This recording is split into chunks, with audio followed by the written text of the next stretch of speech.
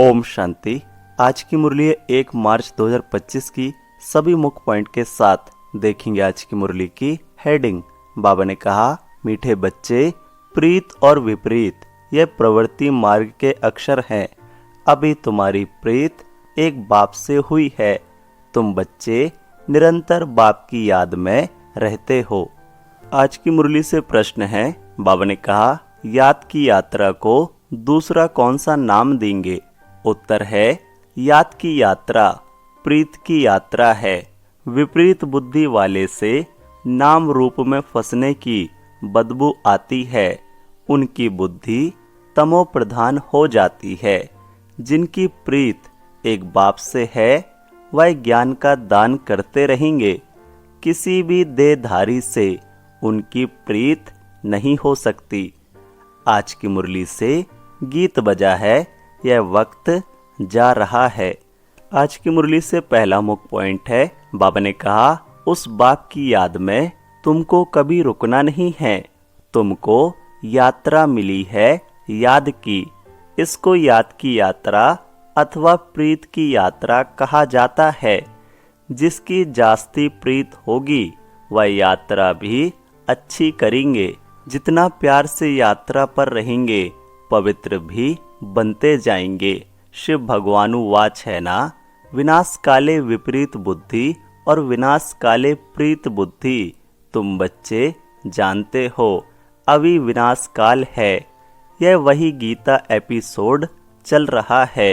बाबा ने श्री कृष्ण की गीता और त्रिमूर्ति शिव की गीता का कॉन्ट्रास्ट भी बताया है। अब गीता का भगवान कौन? परम पिता परमात्मा शिव भगवानु वाच। मुरली से दूसरा मुख्य पॉइंट है। बाबा ने कहा, बाप के साथ प्रीत उनकी है जो बाप की सर्विस में तत्पर है।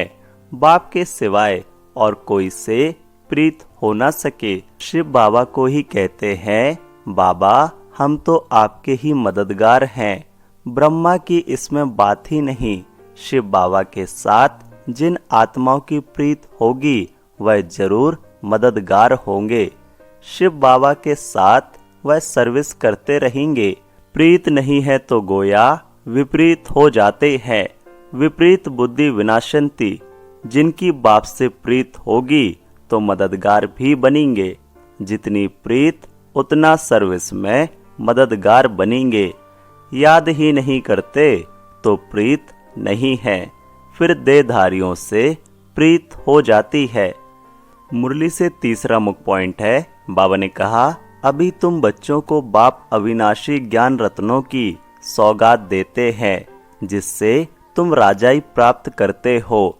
अविनाशी ज्ञान रत्नों का दान करते हैं तो प्रीत बुद्धि है। जानते हैं बाबा सबका कल्याण करने आए हैं। हमको भी मददगार बनना है। ऐसे प्रीत बुद्धि विजयंती होते हैं। जो याद ही नहीं करते वह प्रीत बुद्धि नहीं। बाप से प्रीत होगी, याद करेंगे तो विकर्म विनाश होंगे और दूसरों को भी कल्याण का रास्ता बताएंगे।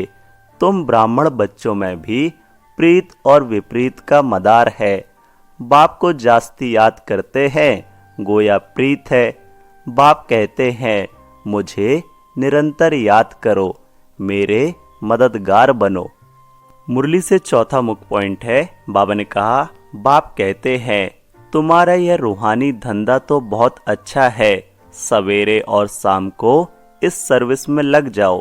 शाम का समय 6 से 7 तक अच्छा कहते हैं। सत्संग आदि भी शाम को और सवेरे करते हैं। रात में तो वायुमंडल खराब हो जाता है। रात को आत्मा स्वयं शांति में चली जाती है, जिसको नींद कहते हैं। फिर सवेरे जागती है। कहते भी हैं, राम सिमर प्रभात मोरे मन। अब बाप बच्चों को समझाते हैं, मुझ बाप को याद करो। मुरली से पांचवा मुख्य पॉइंट है। बाबा ने कहा, बाप खुद कहते हैं, तुम आधा कल्प के आशिक हो। मैं अब आया हुआ हूँ। भक्ति मार्ग में तुम कितने धक्के खाते हो, परंतु भगवान तो कोई को मिला ही नहीं। अभी तुम बच्चे समझते हो बाप भारत में ही आया था और मुक्ति जीवन मुक्ति का रास्ता बताया था। श्री कृष्ण तो यह रास्ता बताते नहीं। भगवान से प्रीत कैसे जुटे सो भारतवासियों को ही बाप आकर सिखलाते हैं। आते भी भारत में हैं, शिव जयंती मनाते हैं। मुरली से छठा मुख्य पॉइंट है, बाबा ने कहा माया की ग्रहचारी पहला वार बुद्धि पर ही करती है। बाप से ही बुद्धि योग तोड़ देती है, जिससे एकदम ऊपर से नीचे गिर जाते हैं। देहधारियों से बुद्धि योग अटक पड़ता है तो बाप से विपरीत हुई ना। तुमको प्रीत रखनी है एक विचित्र विदेही बाप से। देहधारियों से प्रीत रखना नुकसानकारक है। बुद्धि ऊपर से टूटती है तो एकदम नीचे गिर पड़ते हैं। भले यह आदि बना बनाया ड्रामा है, फिर भी समझाएंगे तो सही ना। विपरीत बुद्धि से तो जैसे बास आती है नाम रूप में फंसने की, नहीं तो सर्विस में खड़ा हो जाना चाहिए। मुरली से सातवां मुख्य पॉइंट है, ध्यान से सुनेंगे। बाबा ने कहा कई बच्चे चलते चलते रूठ पड़ते हैं। अभी देखो तो प्रीत है, अभी देखो तो प्रीत टूट पड़ती रूठ जाते हैं। कोई बात से बिगड़े तो कभी याद भी नहीं करेंगे, चिट्ठी भी नहीं लिखेंगे। गोया प्रीत नहीं है तो बाबा भी 6-8 मास चिट्ठी नहीं लिखेंगे। बाबा कालों का काल भी है ना, साथ में धर्मराज भी है। बाप को याद करने की फुर्सत नहीं तो तुम क्या पद पाएंगे, पद भ्रष्ट हो जाएगा। शुरू में बाबा ने बड़ी युक्ति से पद बतलाए थे, अभी तो वह हैं थोड़े ही, अब तो फिर से माला बननी है। सर्विस एवल की तो बाबा भी महिमा करते रहेंगे। मुरली से आठवां मुख्य पॉइंट है, बाबा ने कहा दिन प्रतिदिन तुम बच्चों को मालूम होता जाएगा कौन कौन क्या बनेगा। सर्विस करेंगे तो बाप भी उनको याद करेंगे। सर्विस ही नहीं करते तो बाप याद क्यों करे। बाप याद उन बच्चों को करेंगे जो प्रीत बुद्धि होंगे। यह भी बाबा ने समझाया है, किसकी दी हुई चीज पहनेंगे तो उनकी याद जरूर आएगी। बाबा के भंडारे से लेंगे तो शिव बाबा ही याद आएगा।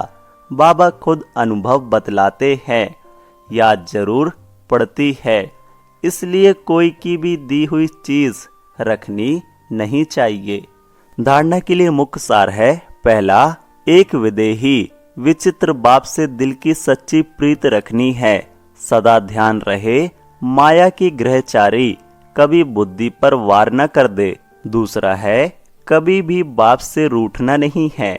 सर्विस एबल बन अपना भविष्य ऊंच बनाना है। किसी की दी हुई चीज अपने पास नहीं रखनी है। वरदान है, शुद्धि की विधि द्वारा किले को मजबूत करने वाले सदा विजय और निर्विघ्न भव। डिटेल है, बाबा ने कहा इस किले में हर आत्मा सदा विजय और निर्विघ्न बन जाए, इसके लिए विशेष टाइम पर चारों ओर एक साथ योग के प्रोग्राम रखो। फिर कोई भी इस तार को काट नहीं सकेगा, क्योंकि जितना सेवा बढ़ाते जाएंगे उतना माया अपना बनाने की कोशिश भी करेगी। इसलिए जैसे कोई भी कार्य शुरू करते समय शुद्धि की विधियां अपनाते हो, ऐसे संगठित रूप में आप सर्वश्रेष्ठ आत्माओं का एक ही शुद्ध संकल्प हो, विजय। यह है शुद्धि की विधि, जिससे किला मजबूत हो जाएगा। आज की मुरली से प्यारा स्लोगन है, बाबा ने कहा युक्ति युक्त व यथार्थ सेवा का प्रत्यक्ष फल है खुशी। अव्यक्ति सारे सत्यता और सभ्यता रूपी कल्चर को अपनाओ। बाबा ने कहा ब्राह्मण जीवन में फर्स्ट नंबर की कल्चर है सत्यता और सभ्यता। तो हर एक के चेहरे और चलन में यह ब्राह्मण कल्चर प्रत्यक्ष हो। हर ब्राह्मण मुस्कुराता हुआ हर एक से संपर्क में आए। कोई कैसा भी हो, आप अपना यह कल्चर कभी नहीं छोड़ो तो सहज परमात्म प्रत्यक्षता के निमित्त बन जाएंगे। अच्छा, ओम शांति।